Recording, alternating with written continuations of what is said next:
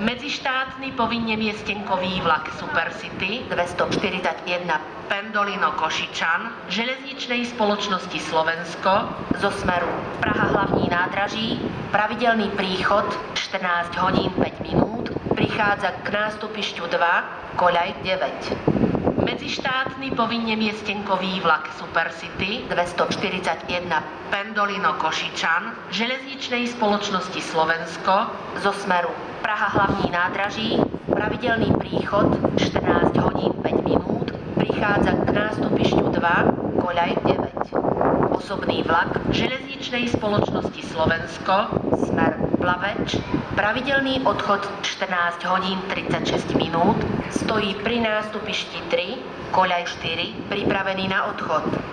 Osobný vlak železničnej spoločnosti Slovensko, smer Plaveč, pravidelný odchod 14 hodín 36 minút, stojí pri nástupišti 3, koľaj 4,